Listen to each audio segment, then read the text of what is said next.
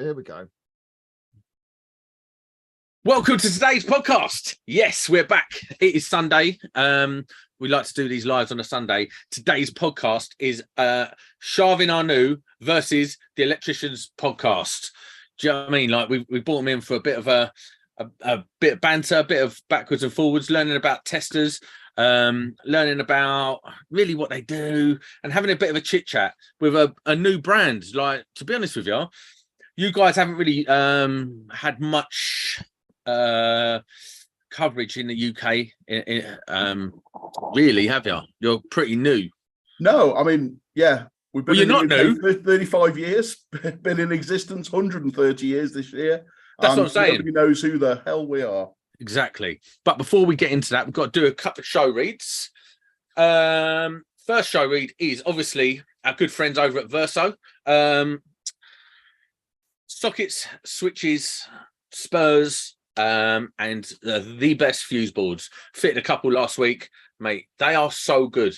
Now, I've been doing a lot of contracting myself. I've fitted a number of different fuse boards like that people have supplied me, and I've got to be honest. I'm not just saying it because they're a sponsor, mate. They are different gravy. They are on a different level. They just go in easy. They just go in nice. There's none of this wedging RCBOs and stuff like that to get the front on. It's a different game now. So yeah, go and check them out. versoelectrical.co.uk. Now, sorry, can I just check? Did anyone see me flapping there? Because I don't think it was live. And then I found out it was, and there's loads of people here. So if you watch that back, you'll see me panicking as I fumble around the screen trying to work out what's going on. Now, should we do this bit a little bit differently? Because we do have a bit of an announcement, don't we, for this podcast? What are we on about my eyes? Well, first of all, Jamie, why do you look like a homeless man? As you know, I got conjunctivitis last week, which I fronted up on the podcast with, and now it's gone to the other eye. It's got a little journey to the other eye. So yeah, I look like a homeless lumberjack this week for audio viewers. Sorry. Now, Kev, do you want to just announce what's happening this week? Yeah, I mean, I presume you mean the arrangement we've come to. Indeed, I do. That's it. Yeah, I wonder what else had gone on this week that I should be announcing. Yeah, I mean, realistically, I'm really excited to be here and have a chat with the guys. And obviously, we're going to be working quite closely with you guys in the future to talk a bit more about our products, get the word out there, and really just spread the word a little bit about power quality, energy efficiency, and all that sort of thing. So we've been looking around a while for, partners and people we can talk to get the word out there to real electricians. And we're all you could find. And yeah. And we thought we'd start at the bottom and work our way up. So, we thought we'd start Fair. with you guys and then, Fair. We'll before we do the news, we'll put it straight because obviously people will be like, sell out bastards. But Sam always comes to me if we get offered something. And even if he knows it's shite, he'll come to me and I'll be like, that's fucking shite. I've been on it about a year now and we haven't took anything on anywhere. But this one, we've batted away a lot of sponsors. If we could actually tell you some of the shit we've been offered, we could do a show on that, but we probably will do one day. But we have been offered some proper cack. But this one, first of all, we know it'll be good for the viewer, which is the main thing. It will be good for us. And it fits in with stuff we've already been talking about. If anyone's been on a planet Mars, they'll not know I've been talking about metering, but so it works in nice. Hopefully we're not selling out and everyone will see that we are generally behind this one. Listen, I don't care if we're selling out. Listen, right? I like sponsors on the podcast. I've got it's good for the show. I've got more integrity than Sam, so yes, I don't give a shit. But Jamie has held me, to be fair, Jamie has held me accountable for a long time. Is it a year we've been doing this now? It must be, yeah, I think. I think so. He's been holding me very accountable to it. And when you guys come along, you are one of the you are the most credible name we've had approach us. And it's the only credible. and it's actually quite nice to work with someone like yourselves. So Jamie was very, very keen because this is right up his street. And this is right up Sparky Street, I'll say. And we've actually had mad fallouts over. We've had let's put it this way, yeah. If you want to sponsor, for a start, we're full. Yeah, we're full. We're not going to have 10 sponsors on. We're all full, right? That's it. This is it for now. Verso and Chauvin, whose name I'll pronounce correctly, yeah. If you want to flog workwear, don't waste your fucking time. I wear what, unless you're in Gilbert Strass, you're not going to get a fucking look in. If you're selling digital shit that only exists on a computer, that's for managing your fucking day or your accounts, get in the fucking sea, because they're the ones that cause the big arguments. But yeah, when you've got a product that you can actually touch, that I've used, I do all my power quality, I insist it's done on your guys' equipment. So it works well. So yeah, hopefully everyone's going to get some out of it. Well, and I might learn something, because I don't know anything about power quality or what the even point of doing it is. Well, I'm a low level electrician that does metal munching, a bit of this and a bit of that, and fitting £50 IKEA lights. Badly. So why won't it turn off? I don't know, but yeah. So yeah, we're gonna roll with it. There's going to be content on. Well, there's going to be content on my channel. Sam can't work into this shit, so there's not really content from him anywhere else, I don't think. No. Well, I think we've had really good feedback from the bits that we've sort of trailed a little bit so far, and people seem to be really keen on it. So hopefully we'll get some good content for us all, and hopefully, educate people about the subject and get Sparkies into power quality. Because as I've said, it's definitely the future. I've been covering. I mean, I keep saying this. I've been covering the Shelly meters. They are still the £80 way to get into that kind of market. But they're no good for anything exotic like your guys can do. And we're going to be using some of them and working with them. And I genuinely think it's a good way. I'm not selling a business course, but it's a good way for Sparkies to offer another string to the bow. You know, proper Sparkies who haven't been on a 5-day course. If you can work power quality, harmonics and currents and amperages and all that about installations, you can use it to make some money. So that's why we're happy to take on this partnership, whatever we're going to call it, sexual relationship. Well, Jamie's so scared of being called out as a sellout. I am. I genuinely am, because we are. How many times on here? We're the Sparkies podcast for Sparkies. We don't sell shite on this podcast. Well, that is another thing. Some used to, but we don't since I've been on. So yeah. I was a sellout motherfucker at one point. Some fucking stuff that caught fire, you know what I mean? But yeah, that's where we're at. Right, shall I do the news and we'll get back into it? Some news, man. We got some. The news is a bit fruity tonight. I'm actually looking forward to the news tonight. The news is a bit fruity. Obviously, Kev gets to say his view, although he is probably not going to be as fruity. Just say allegedly before anything else. Politically neutral one. Great news, right? So even though battery manufacturing lithium mine is one of the dirtiest things you could possibly muster for the green, is it no? Well, it's mining. And the problem with this is, right, I'll read out what it says for audio viewers so we know. UK lithium mine has been announced in Cornwall. Great news. All the people that drive EVs can drive their EVs to Cornwall with their placards and oppose mining in Cornwall, because no one who drives an EV is going to want this mining. But without this mining, there's no EVs. Well, can they get that far, Jamie? Is that the question? Probably not. Not unless they live in Cornwall. But yeah, this is a quality one for me. I'm so interested to see how it develops, because this kind of mining is exactly what EV drivers oppose. So they're going to dig a massive hole with loads of diggers and diesel stuff and dig a huge hole and extract raw lithium out of there.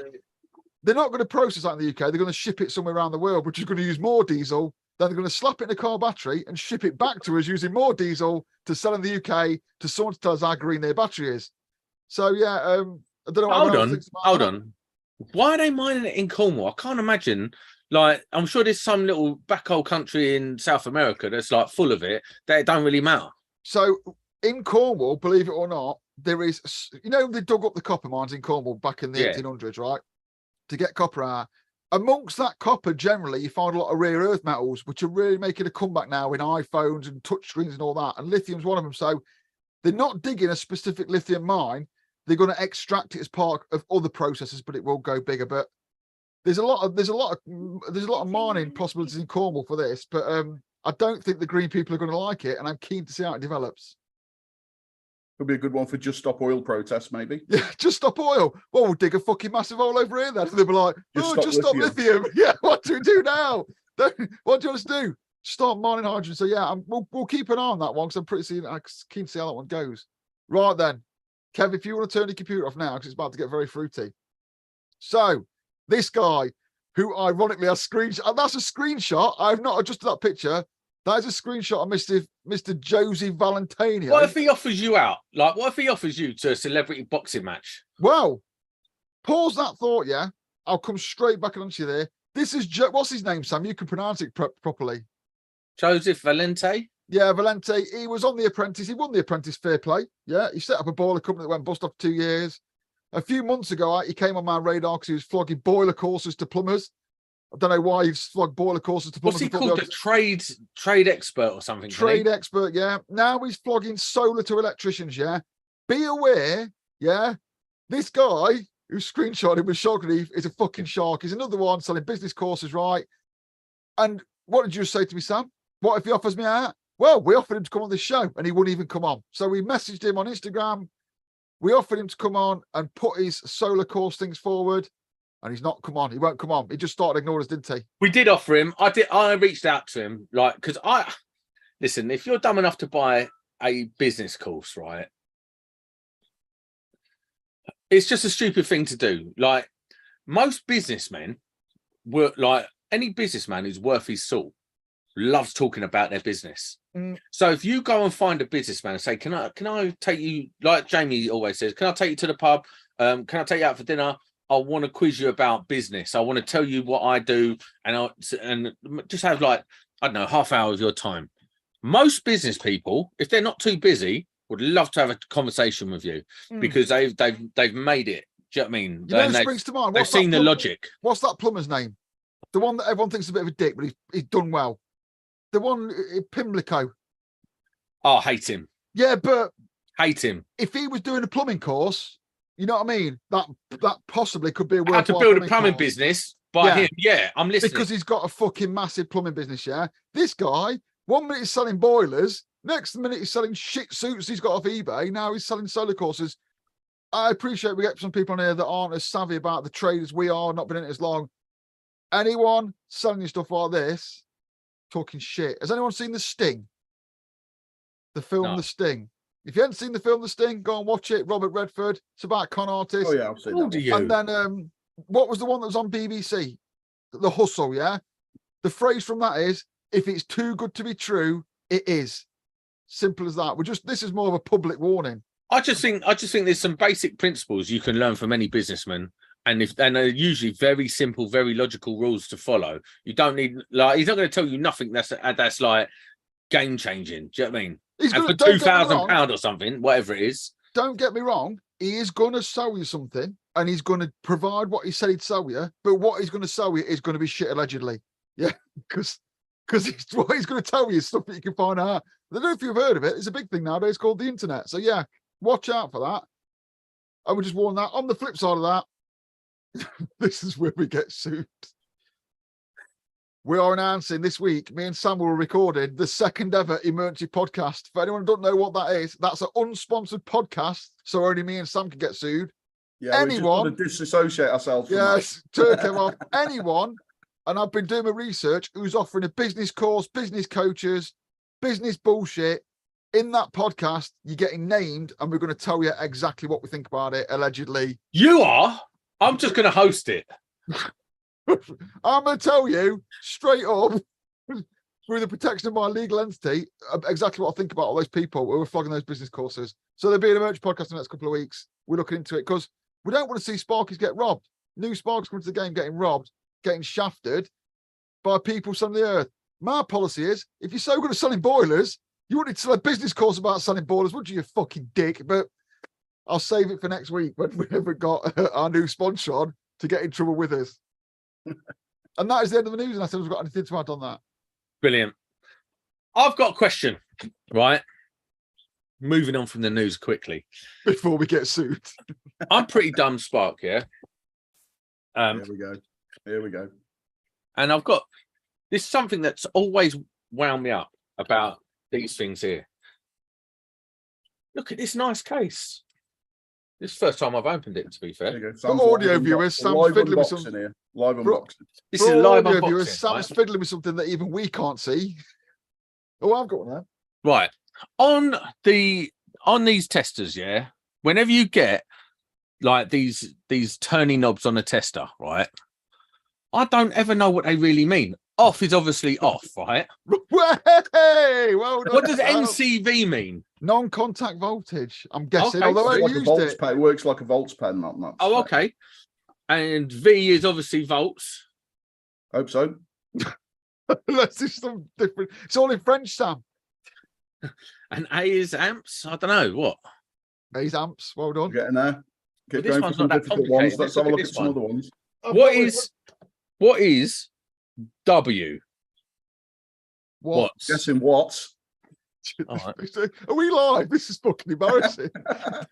I think we're tripping or something. Kev, tell me about this one, because we're giving one of these away tonight, aren't we? We'll put that in a minute. But this one, I quite like this one, right? And I've done a video on it on my YouTube and I wants to see, right? It's got capacitance on it. Look at this. I haven't even opened these yet. He hasn't got to that yet, Jamie, because he's still looking for the C on there. Yeah, Kev, why has this got capacitance on it? What is this? Who's this aimed at? I don't know. I mean, I'm guessing they just thought it was a this is a right sellout show. It is. We're totally selling out, but we're going to give some of this away for people to enjoy as well. But yeah, but we've got some stuff. But I'm quite impressed with it. I'm quite impressed with the stuff. You've said hold on. So next to the W, you've got VA. What does that mean? Oh my fucking God. This is Electricians Podcast. And then it's got VAR. What does that mean? So VA is volt amps. Right. So that's another way of measuring power, basically. Right. And what about VAR? VAR is volt amps reactive. VAR is when the goal don't go across the goal line. And then have another look. Yeah, you have to get the referee in to check the results on that one. So for audio viewers, hang on. For audio viewers. And hold on. What is PF? Power factor. Fucking God. Hey. Mate, what are you doing we're here to educate him. We're here to educate him. We said this was what was going to happen. This is like the problem is, right? The problem is, if you'd sent him a normal bog standard clamp meter, which from your lower range would be all right, but you've sent him the top of the range one, and he's sat there like a monkey looking at a peanut.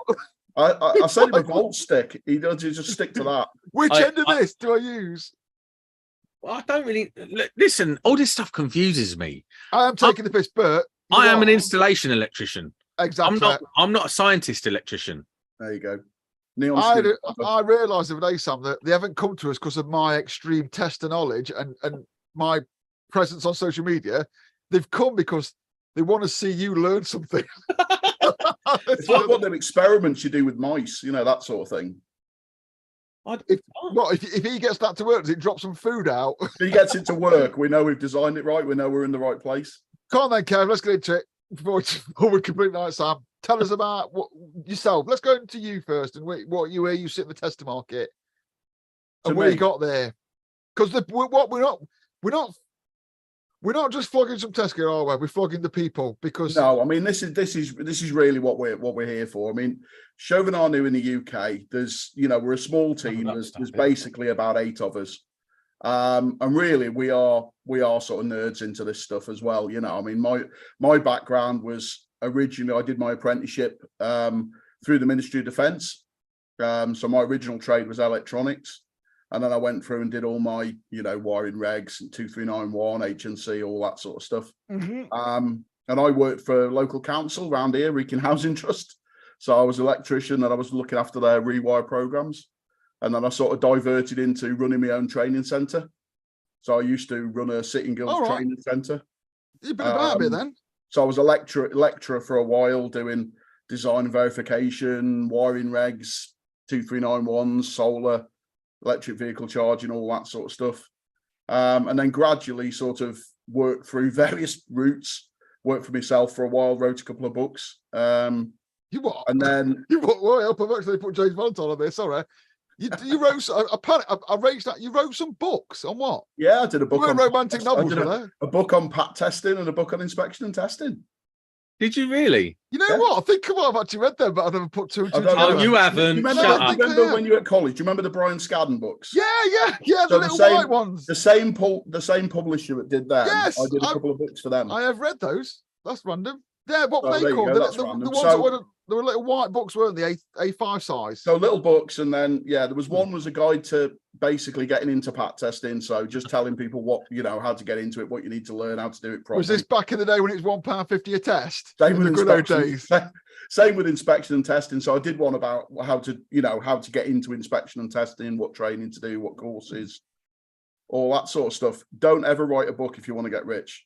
You spend hours doing it and sell about 3. Is it a labour of love? Yeah, don't do it. It was a labour of love, but it's a cool thing to have. Like, I've written a book. That's quite a flex, isn't it? Published author. Yeah, that's Nice. a flex, isn't it? Yeah. See, Well, between my not last only books, I have you just got went a on brand holiday. like Chauvin Arnoux, you've got a published author on the channel. But then I got into test and measurement because the training company that I had, I sold that to a test and measurement distributor called Accutest. And then I was a director there for a little while, and then I left. Went into college lecturing for a little bit, but I couldn't really stick that. That's after I've been used to join the teaching club. electricians in the real world. It's college is another side of things. And then ended up working first as training manager for Seaward, UK test and measurement brand, and then I went on to be category manager for test and measurement at Seaward. So I was looking after all of their MFTs, HV, solar, pat testers, all over the world. They're a sneaky brand. They do a lot of solar stuff, don't they? Is that right? They do, yeah. Yeah, And they've got a lot of solar products. They were 'Cause quite no one really quite knows the quick solar on the testers at mark the with minute. solar products, Seaward. So yeah. So that used to be part of my portfolio. So I was the category manager for the solar for a little while.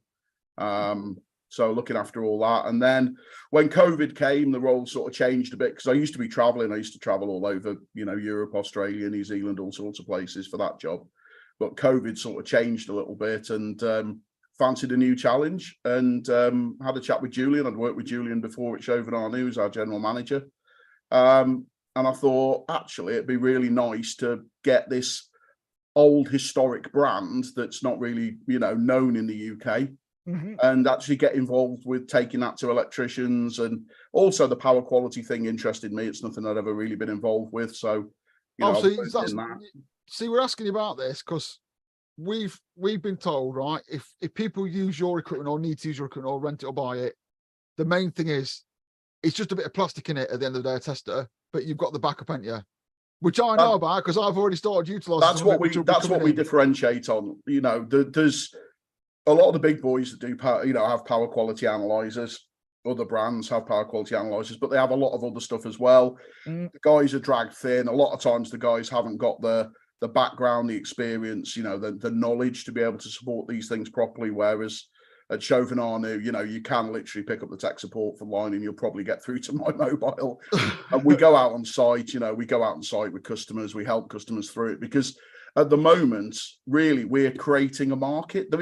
Guys don't, real electricians like Sam don't know that they need this stuff. They don't even know that it exists.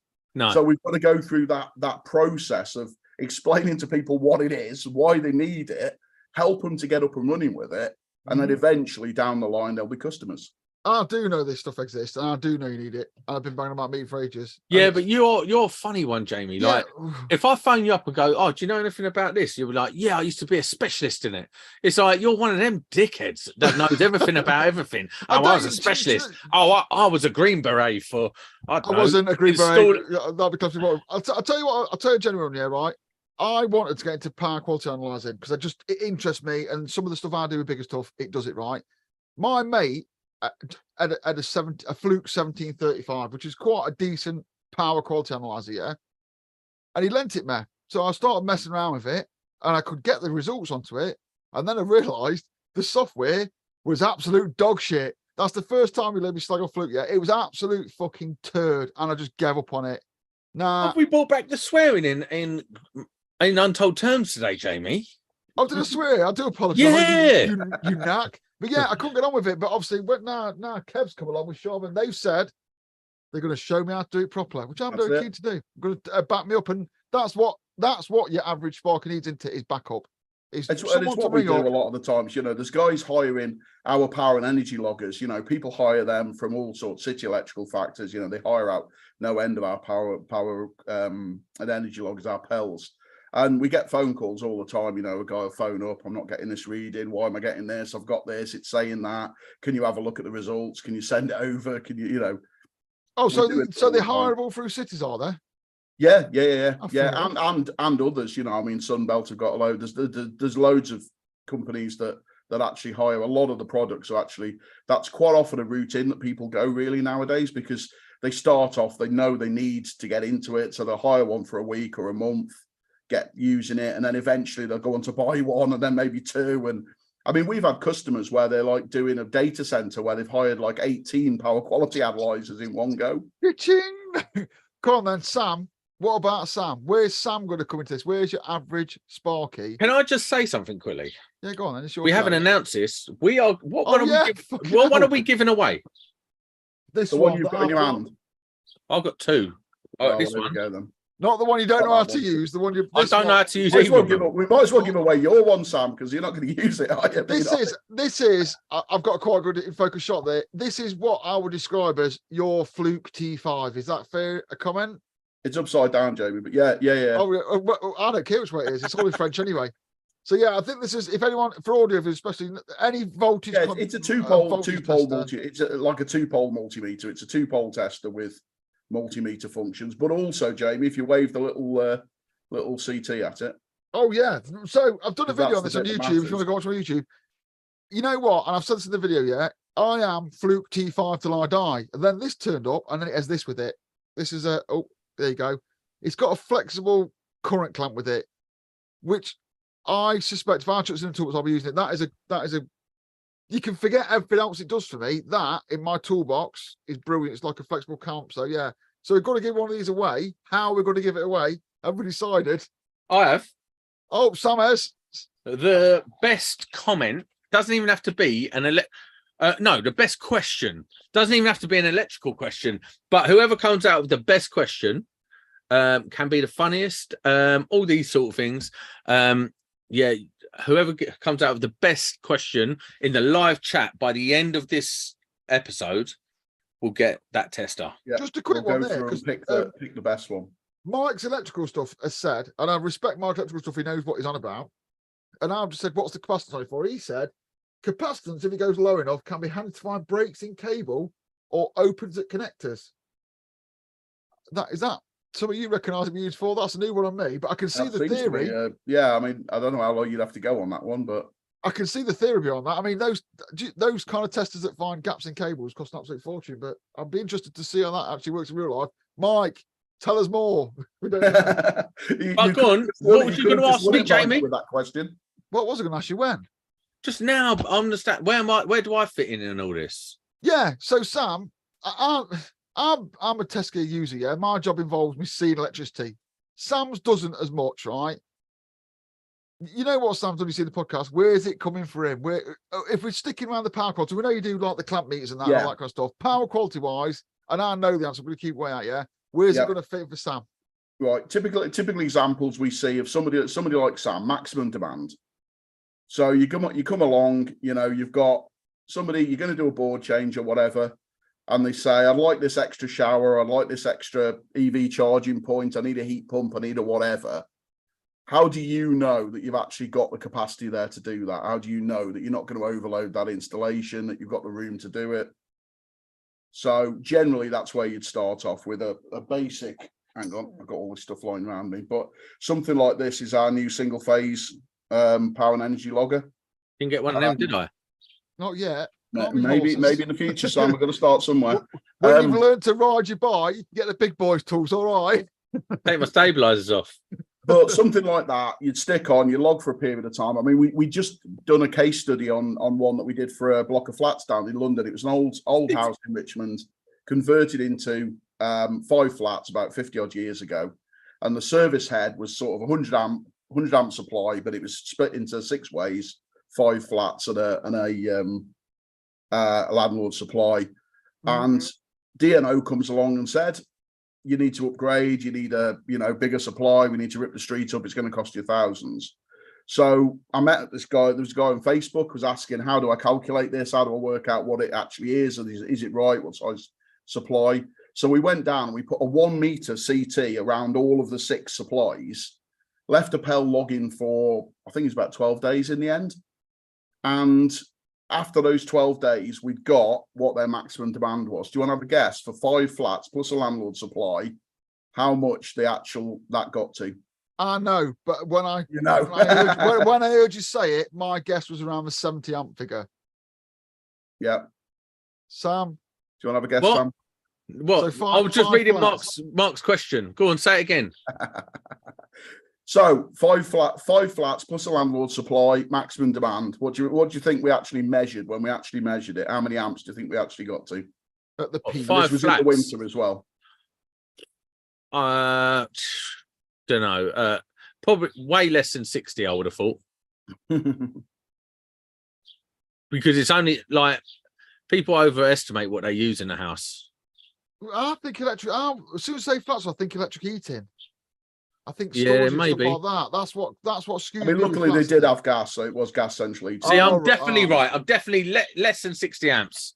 You're right. It was about, I think it's about 46, 48 amps, something like that. You're welcome. But what that means was we were actually able to do a log of that, and the electrician could then take that log and he could actually take that to the DNO and say, no, actually, it doesn't need upgrading. It just needs the heads. See, I'll argue with that. You know what's funny? Do you know what's funny about this? That story. I went to do a possible quote this week on turning one of these down in Margate. They've got a lot of like 3-4 story townhouses, and this guy wants to convert them into holiday lets, and he wants a fuse board outside each one or inside each one. And it did actually occur to me, will it be able to handle it? And yeah, it's just that's quite weird that you've come up with that. And I've actually done a quote. Well, I haven't done the quote for it yet. I don't think I'm going to bother. It's a bit too much for you. Yeah, too much for you. You actually about a power factor and you shut your pants. Well, I'll just say, Kevin, I don't think you're just there, because what I think you missed out there was, imagine being the sparker that goes back to the client and says, no, it's all right, here's the data. So you can tell the DNO to get stuffed. Here's the data. Here's the actual usage. Tell the DNO to stick the $5,000 job up their arsehole, because this is the usage. Imagine going back to your client and that's going to really seal you that, because you effectively, the sparky would probably get work out that they get new fuse boards and something like that. But being able to go back and say, look, this is the load on a winter's day. These guys are trying to sell new supplies. You don't need it. Here's the date to back it up, and then the DNO back off. That client's going to think you're the best things in sliced bread. Yeah. Because you've saved a fortune just with data that I keep going on about all the time. But never mind. Yeah. So I mean, it's got legs for every sparky, I think. I think so. I mean, other examples we've got is things like PV and EV, where the voltage, a lot of times you've got, if the voltage goes over 253 volts, things like your inverter will shut off or your charger will shut off.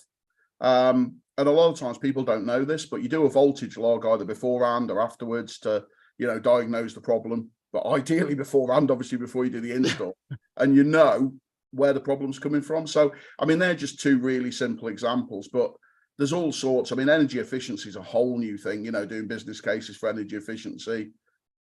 And what we're saying, the good thing is you're on here, and one reason why we like you on, because I don't know what's going on. I'm sitting here like a blimey. You know what you've done, right? What I'm going to tell you now is, if you scroll back from the chat and read Mark Allison's question, Sam was perfectly okay till he read that. And I think that's a wind-up question that Mark's posted just to get you. Yeah, it is 100%. Into it. Yeah. But what I like is you can rent your gear, because how many sparkies? I mean, I love test gear, right? I'm the exception to the rule, but you can just go and rent it, and then you'll get your backup, won't you? Yeah. Well, not get your backup and you get your angry. You can rent it. It drives me up the wall sometimes, though, because obviously we sell a tester once, and then we support it like 20 times because every time somebody hires it up. But no one else does. Part of the job, that's just part of it. Eventually, they'll buy one. Well, I think so, because like the one I want to use, one I want to get when your single phase ones for is, someone says I want an EV charger, but they've got, I don't know, electric heating. Have you got the headroom? Yeah. Because at the end of the day, I'm going to get really boring now. But at the end of the day, if an electrician puts an EV charger in, or because they're getting more powerful, aren't they, in your asses? If you fit an EV charger, how do you know you're not overloading the fuse board? Can you put another shower in? Heat pumps. Look at heat pumps. Yeah, that's a good one. Yeah, heat pumps. I'm trying to get my head around heat pumps, but I'm afraid when it comes to heat pumps, I'm Sam. I'm just, I can't. Well, no, listen, you can't just keep using me as that guy, yeah? Well, of course. Well, we ain't got anyone else, mate. He's just a punching bag, poor Sam. It's not that. But Sam does generally represent your average spark. That's. Yeah, I am a bit of a techno spaz. What I will say is, I might be Billy Big Balls when it comes to test gear, but if you ask me to add an extra socket in your kitchen's getting fucking smashed up, yeah? Because I cannot get a bit of twin and earth from a socket 1 foot away without wrecking the entire kitchen to do it. So it's horses for courses, isn't it? But the domestic spark, I think this is going to be something they need to get on their radar. So here's a question that I was just going to bring up, right? The DC stuff, you know, like all this DC leakage and all that stuff going on, because everything's, well, lots of stuff is being changed over to DC now from LEDs. No, not LEDs anymore. They're not DC anymore. Yeah. Well, yeah, you get DC not really, like, not the ones in your ceiling anymore. But like everything's really like DC now, and you get a lot of DC leakage and stuff. Not that I know what that means. I don't, but I know it's a problem and it's something to look out for. I don't know the technical thing behind it all. Does your gear do all that? I don't really know what the question is. You know what? You didn't read that in the chat, did you? You caught that all by yourself, which I'm quite impressed with. Maybe. So it's scary, really, with what's going on with installations, because, like you say, Sam, and I'm sure I'm just paraphrasing your words here, but everything is non-linear loads nowadays. Yeah. So all these things like LEDs and all this sort of stuff. I know this is what you were going to say, Sam, but sorry for putting in on this. But all these non-linear loads that you get in there, which are these electronic type circuits, you know, you get all sorts of problems with harmonics, which harmonics is just. Hang on. We'll cover that. We'll come to that, Sam. Kev's got a particular way of explaining that, which I think everyone understand. We'll get to that in a bit. We'll save that for next time, shall we, Jamie? No, in a bit. We'll do it in a bit. But all right. So start again. Go again. Non-linear loads. So non-linear loads. So all these electronic power supplies, LED lights, all this sort of stuff. It all uses electricity in a different way to what we used to. You know, back in the day, it was all toasters, kettles, irons, all these linear loads. And now you're getting all these things, like you say, with DC leakage, you're getting harmonic currents in there. And it really is totally, you know, it's a totally new world. And this is where I go back to things like, I mean, you look at the on-site guide with the sort of diversity calculations and all that stuff. It's just not fit for purpose anymore. I'll give an example. Archaic. I'll give an example. Yeah, you know, in the good old days, you know, the grid, coal-fired power stations. Yeah, this is if you're young. Sorry, yeah, coal-fired power stations. Chuck the electricity down, it ends up in your ass. Sam, did you qualify for 16th edition? No, 17th. 17th edition when you qualified. What electronics, or anyone that's out there in the comments as well, what electronics could you find in the house? Actually, in the installation, there's one thing I can think of. I've done this question at college loads of times. What electronics were in the house? There's one thing. I don't know what. There's a timer. Where's that timer to be found? On the cooker.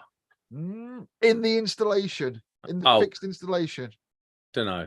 Shower fan. You know the fans that overrun? Oh, yeah. Yeah, that's it. That was the only bit of electronics you could find in the 16th edition house. Now you've got LEDs, fans, timers, smart sockets and all that. And it's just making a right mess. So we've come a long way in. How long ago was that? 10 years? In the last 10 years, you think how many? There was more than 10 years, bro. What LED lights didn't come out? Well, LED lights came out 15 years ago. And you've got all this mess in your house now of all these power supplies. You've probably got more power supplies in your house than you've got sockets. This is in my head. What are harmonics? Yeah, go on. Because Kev did a podcast with Apprentices 1-1, which if you haven't seen it, go and watch. But I'm sure I'll do it again now. But he explained this in the most cleanest way I thought was impossible. I'll probably get this wrong now, so that's it. But no pressure. No pressure. But yeah, harmonics basically, Sam, are currents or voltages, really, from that side of things, at frequencies other than your 50 hertz. So you've got your 50 hertz, your 50 hertz normal sine wave, you know, your normal, Loch Ness Monster style thing. So yeah, the sinusoidal sine wave. Come on, there you go. I think we're dragging this out of him now. This is like I remember that from college. I was like, that's a funny word. This is the thing now. A lot of people know this stuff. All this shit theory we learned back in college when we was just wiring up lights is now coming back into a problem in it. So yeah. Let me finish. Talk a lot. Sir, talk a lot. Tonight. I know you're excited. Chill out for a minute. Scotch here, isn't it? That's why. No, so I've got a question, right? I was told once that the reason it's 50 hertz is because it goes like this. So it's like a pulse. So if you get a shock, you can get off it. But if it was faster than 50 hertz, you wouldn't be able to get off it. Is that true, or is that just made up bullshit? I don't know. I mean, generally they talk about AC, because you go through zero, so you have a crossing point. So at that point, you sort of, the voltage does go to zero, so it is easier to let go than DC. But if it was at like 200 hertz, you get more. Getting off fire. you get more chances to let go, but the chances will be shorter. Exactly. So at 50 hertz, you get 50 chances a second to let go for a little bit, and at 200 hertz, you get 200 chances to let go, but it's a lot smaller. What about the harmonics? How do they affect us? I suppose. So, well, this is the thing with harmonics is obviously the higher the frequency, the more effective like heating. So heating effects are higher, so you can actually heat cables higher. I mean, generally the biggest effects we'd see with harmonics is stuff like your actual test equipment not measuring it. So one of the things that maybe we'll talk about at another point in time is actually the bandwidth of things like current clamps. It's something we've been looking into quite a lot because at Chauvin Arnoux, our clamps, particularly the power and harmonic clamp that Jamie was waving around before, actually has a wide. Oh, that's the one. It's in the background. I can see the background. It's in the back. I would show you, but I've just poured myself a whiskey and ginger. Sorry. But so a lot of clamps. So you put a clamp on, and it'll only measure a very small bandwidth either side of the 50 hertz. So a lot of times now, actually, you can measure, and we've actually shown this, where you actually measure with one clamp and it'll give you one reading. You measure with a clamp with a wider bandwidth that actually accounts for all those harmonic currents, and actually you've got more current flowing in the circuit than you actually thought. So even for things like when you're doing cable sizes, there's factors in the regs to actually allow for harmonic currents. But what do harmonic currents do? What problems do they cause? All sorts of things, really, but I mean, a lot of it is heating. I mean, it's just extra current. Sometimes. Oh, so like, is that what causes the problems with AFDDs at the moment, where they're getting too hot and then they don't trip, or they start nuisance tripping, don't they? Because they're getting too hot if you put them all close together. Is that the same sort of thing, or am I just conflating two issues? I'm guessing that's probably more a thermal thing than a harmonic thing. But I'm not sure what the effects of harmonics are on AFDDs, to be honest. That could be an interesting experiment. I'm not sure what the effects of harmonics are on anything, to be honest. I'm definitely interested to find out, but I know they're causing problems. Otherwise, there wouldn't be harmonic surveys, would they? But is that something more is harmonics still more of an industrial commercial problem than a domestic at the minute? It generally is. I mean, really, any problem, the more current you're dealing with, the more obviously it's going to be a bigger problem. So like in electrical, big electrical installations, obviously harmonics can have a lot more effect. In a domestic property, realistically, you may see harmonics, but actually they're not causing a massive issue. So what are the most common power quality issues that you're encountering at the moment? Most of the normal stuff it's just the easy things. It's things like over voltage, under voltage, power factor. Is that domestic? Because am I not right thinking that now under voltage, no voltage domestic is becoming a big problem for EV chargers and solar and all that kind of stuff? Definitely, yeah. I mean, so I suppose with the meter style, if I bang in I go bang an EV charger or a solar thing, yeah, and the customer says it's not working properly, are we saying that could be nothing to do with me because the grid could be pumping out low voltages, high voltages, and all sorts of madness? Yeah, I mean, it is quite a common one that you're getting low yields. Somebody will get low yield, particularly things like, say you've got a farm out the middle of nowhere. They've got a very long cable going to it, big TT system, long cable going to it, a lot of volts drop.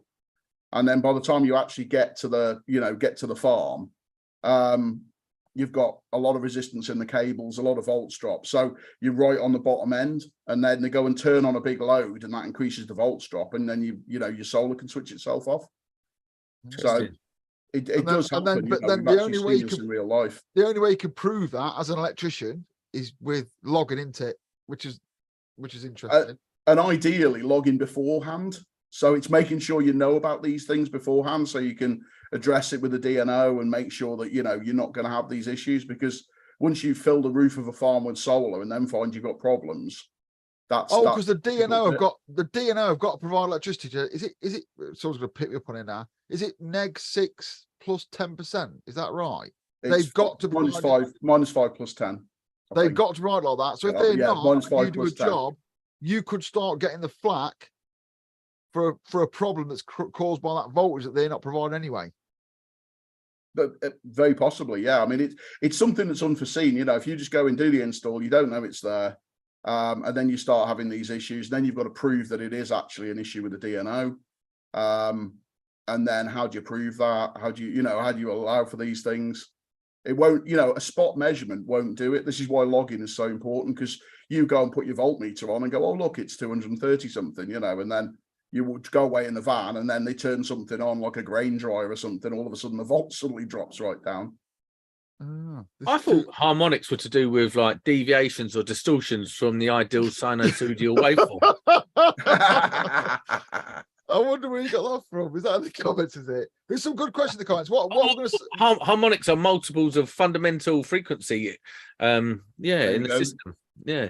I think we ought to do a whole show on harmonics. We can do a whole show on harmonics. Let's not. What I will say is for the people that are the customers on this is the people in the chat. Yeah. What I'm going to do is, this isn't the only time Kev's going to be on. When this chat is over, when this podcast is over this week, I will download that entire chat and I will go through it and I will extract all the proper questions, not just people calling me a knob or in Sam's fat. I'll extract those proper questions and I'll put them to Kev, and we'll come back and review this genuinely. So yeah, I mean, what we're saying as well is, proper written answers. As a podcast, we do sneak in the odd technical one, and we're just trying to introduce you, say hello. You're sponsoring us, but it's no big secret. Yeah, you've sent some stuff. Yeah. We're going to put more content on it, but we are generally looking to answer these questions that people have in the chat. Tonight is probably not the right night to do because we've all been drinking booze, but we'll come back armed. You're not drinking? I've just had a cup of tea. Well, I'm only getting drunk because you're getting drunk. But yeah, well, Kev can have a look through those questions in the chat and get back to you. We will. Or you can drop him on the socials, which we'll do in a minute, or we'll answer those in the chat. And as we play around with the gear, especially Sam, there'll be more questions to answer. I have a question. What are the key features and compatibilities of power quality analysis meter that make it an effective tool for diagnosing and receiving power quality issues in electrical systems? I'm sure Mark said that to me the other day, but I'll be interested to know Kev's answer anyway. To be honest, the great thing, what a power quality analyzer is, we have loggers and we have power quality analyzers. So a logger, like I showed you the PEL 51 before, just sits there for a period of time and logs trends, as we call it. It just logs voltage, current, whatever, over a period of time, and you just look at a graph and you see what's going on.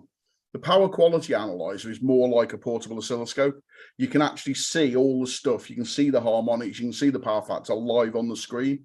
So when you're walking around the factory, you're walking around the installation, you can turn stuff on, turn it off, and actually use it like a real-time sort of power quality multimeter, for want of a better term, to be able to analyze the things. So generally with power quality analyzers, that's the difference. Is it's like a device you can carry around and do real-time sort of diagnostics.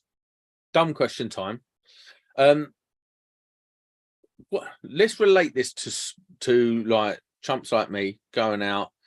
We're just getting started. How important is it for power quality analysis for someone like me? So I'll turn up to someone's house. I'm not going to be like, hold on a minute, let me just analyze your power quality, and then we'll take it from there. When does that kick in for someone like me? For you, really, as I said before, it's probably going to be just basic logging. It's going to be looking at loads. It's going to be looking at energy efficiency. So say you were going to say to somebody, right, they phone you up and they say, Sam, my electricity bill's through the roof. I don't know what I'm going to do. I don't know how I'm going to pay for it. Can you come in and have a look and see if we can get it down a bit? You could connect a logger up, have a look at what's going on, see where the electricity is being used, and actually even put a business case together and say, look, if we get rid of those lights, swap them for LEDs, we get rid of this, we change that around, actually we can make you this saving.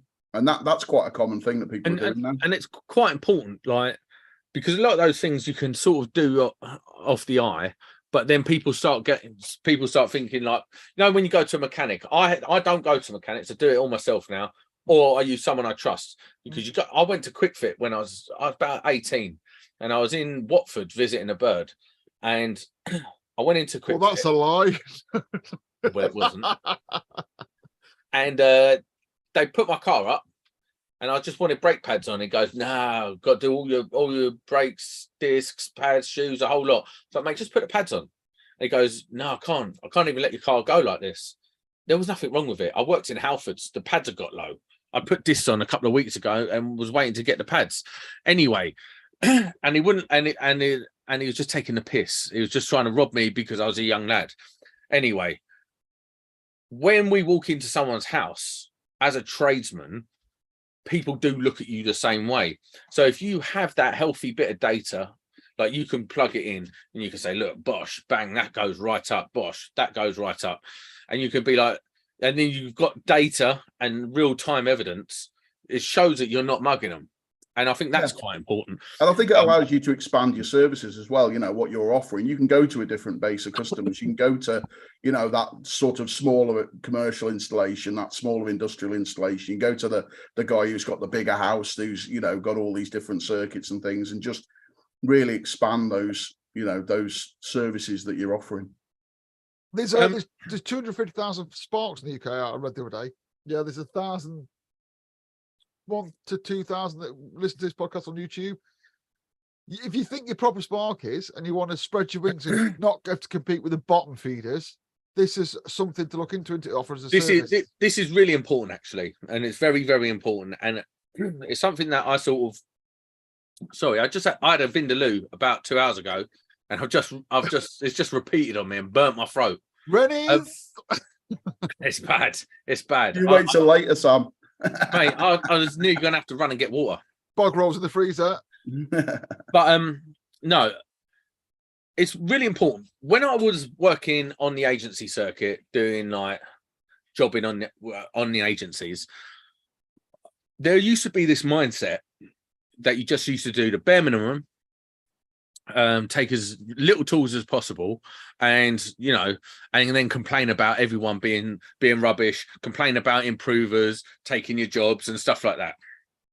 And then one day I decided that I'm just going to do the complete opposite.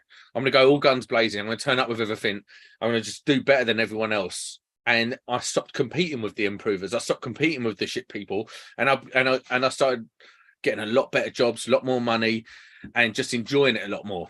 So for me, getting into stuff like this as just a normal spark, I try not to be the dumbest spark out there, but I don't know, it's very hard to teach an old dog new tricks. And I am old now. But I think getting into things like this and understanding the value that you can bring by having that little bit of extra knowledge is so important for anyone working in this game. It's so important to try and be better and try and learn more. It's one of the reasons I love doing the podcast. If I didn't do this podcast, I'd be so dumb as an electrician. I literally could only do metalwork. Yeah, it keeps you on your toes, doesn't it? Because people look at you, but when I was teaching, mate, that's one of the things you've got to be able to answer it. And if anyone asks me about power quality, I'll be like, it's the same everywhere, though. You don't get a chance to cover it in the training courses. It doesn't come up on a regs course because they haven't got the time to go through it. It doesn't come up on a 2391. That's the problem. It just isn't out there. The only thing slightly on for me is this is an area I've been moving into for a while because I've seen it as a niche market, and now I've got to tell 1,500 people about it. You're giving away your secrets. I'll get over it, but this is genuinely an area I've been looking at moving into, which is why you'll have seen me on here which we've been talking about Shelley meters and measuring and all that kind of stuff and all that. And I think this is the future. But it is an important thing, I think. Like the way in which, and I'm not trying to sell it from, I genuinely think that understanding this side of things and understanding like how the electricity is flowing in an installation is becoming more and more important with things like EV, with things like solar, heat pumps and stuff like that, because the demand is going to change on such a massive scale in the next 10 years. Remember, like a lot of new builds don't have gas now, do they? The grid's a mess as well. The grid's a mess, exactly. It's all old. It was all coal downhill. Now you could have a solar farm at the end of your street, pumping up to the kV ring, fucking your electrical. Who's going to solve that problem? That's not going to be your 5-day course spark, is it? That's going to be someone who you don't even have to. I don't want to knock this out for you, Kev, but you don't have to have one. You don't have to buy a meter. You just have to know they're available and that the expertise is available for you to utilize. And then when you get up, probably go, you know what? I think that could be the power quality. And you can go and rent a meter, speak to someone. Sam rings me and asks me questions, yeah?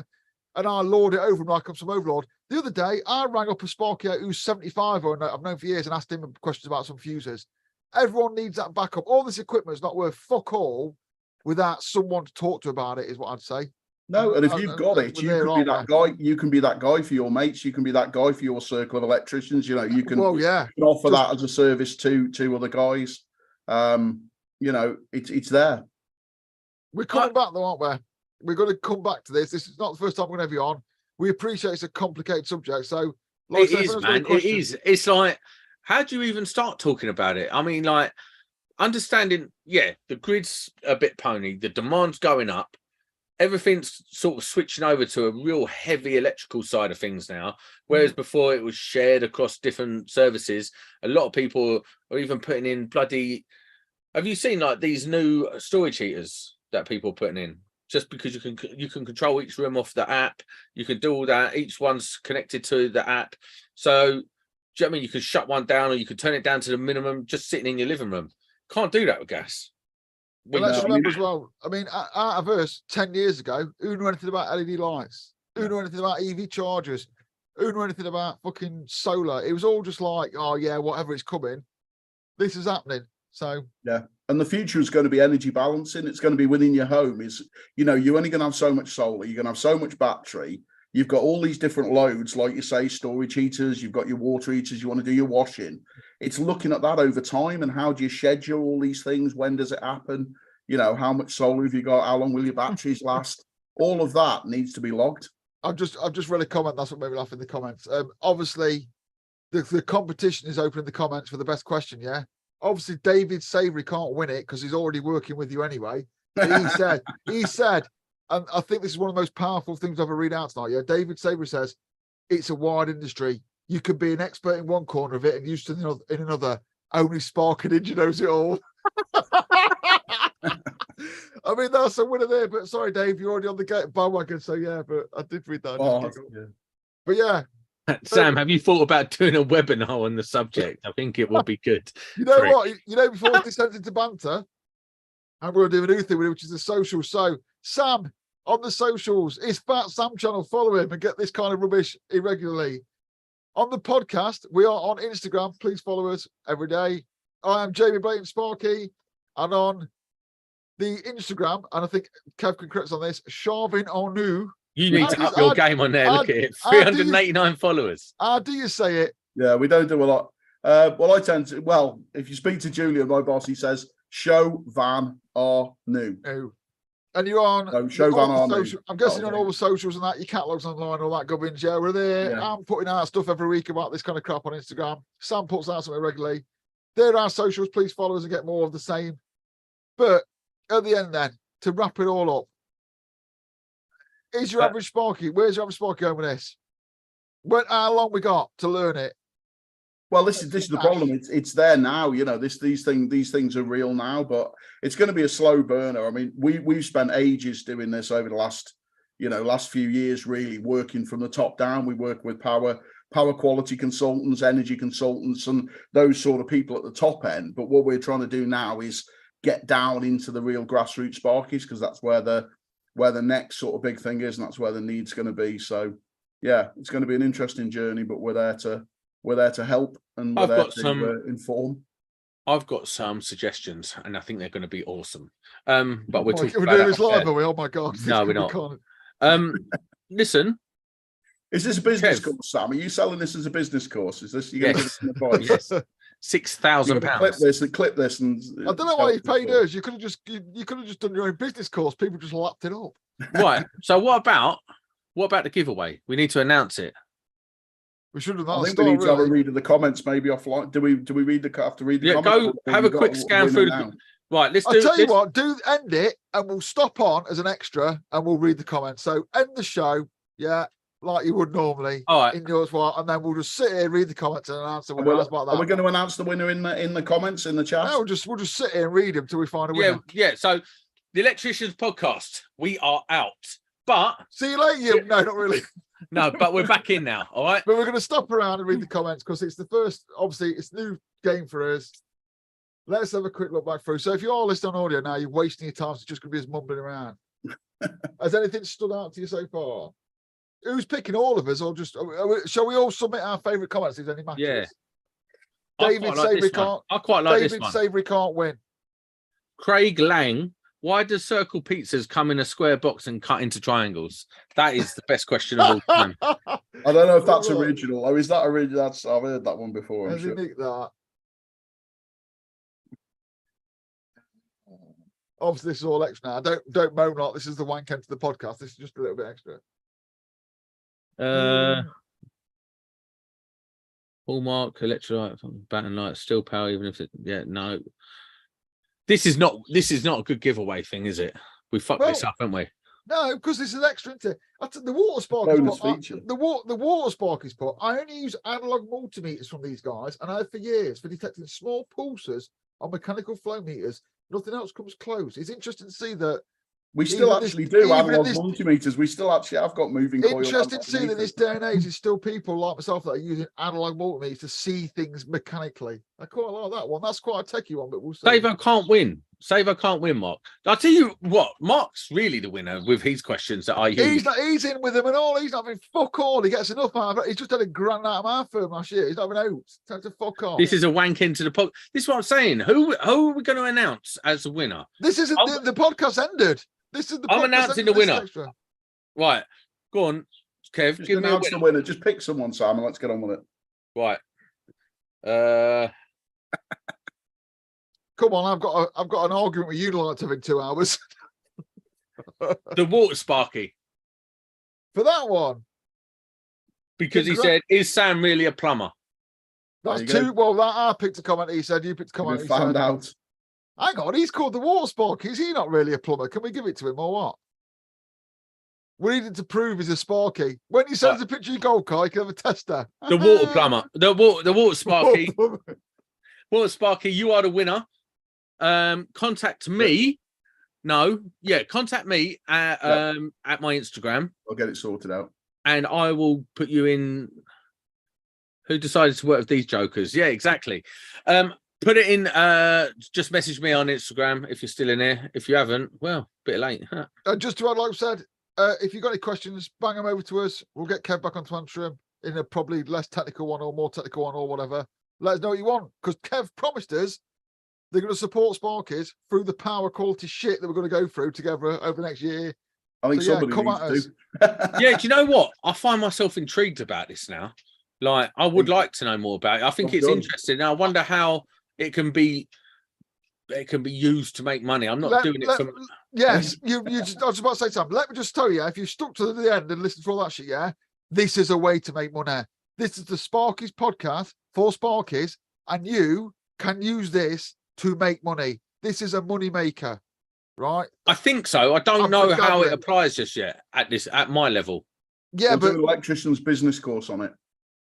I think I've done loads of. Do we ask Joseph Valentine or Valente to come on and understand how to make money out of it? Joseph, you fucking robbing bastard! I'm sure he's watching. He probably know how to turn it into money, man. Come on. The amount of times I've had to. I'll tell you a quick story. I've had to do this. I've had to pay people to come and do my power quality analysing who have used Chevron gear. And they've come and recorded it on your top end testers and got me all the data I wanted, but I only want a small bit. I just want, like, can I fit it on the machine manufacturer? That people pay for that shit nowadays. Do you know how much a new supply costs of the DNO? It's thousands.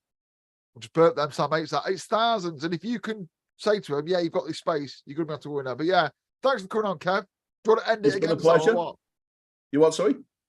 So from me, Jamie Blayton, from Kev, from Joseph Valentino. Hello, I'm a robbing bastard. Jamie's had too much to drink. Listen, Electricians Podcast, we are actually out. Twice.